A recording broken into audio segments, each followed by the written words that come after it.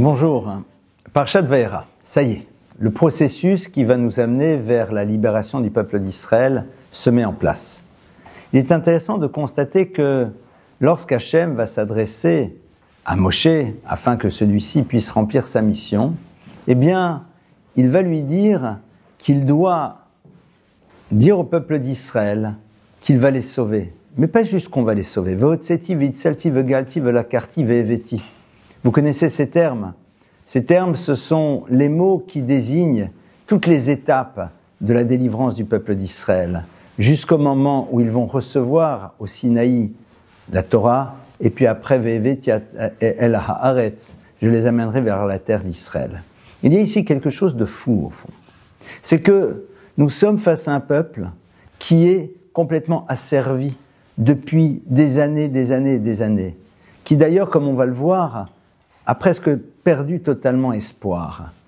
Et là, Dieu dit, il ne faut pas juste espérer dans cette liberté, c'est-à-dire l'arrêt de l'esclavage, mais être prêt à imaginer quelque chose qui va bien au-delà de ça, c'est-à-dire ce point de passage entre un moment complètement noir et une lumière éblouissante. Si on réfléchit, le point de départ de l'arrivée, si je peux m'exprimer ainsi, du peuple d'Israël en Égypte, rappelons-nous, c'est Yosef. Joseph, qui en effet a vécu exactement la même chose. Yosef est en prison, il est seul, il a l'impression que plus rien ne peut se passer. Et d'un seul coup, il y a ce que j'appellerais une forme de switch qui se met en place. Du prisonnier, il devient vice-roi d'Égypte. Et c'est cela, en effet, que Dieu est en train de dire. Le peuple d'Israël doit savoir qu'il est nécessaire d'espérer à quelque chose de très grand. Notre grande difficulté dans la vie, c'est qu'on a tendance à vouloir se limiter et ne pas être prêt à se projeter dans quelque chose d'immense.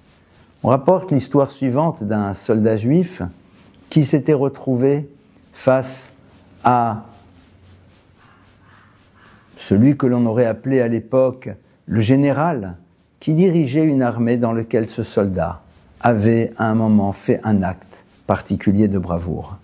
Et ce soldat, eh bien, se voit proposer par le général ce qu'il désire. Et malheureusement, il ne réfléchit pas trop. Il lui dit, vous savez, mon commandant est quelqu'un de dur, j'aimerais qu'on me change d'unité.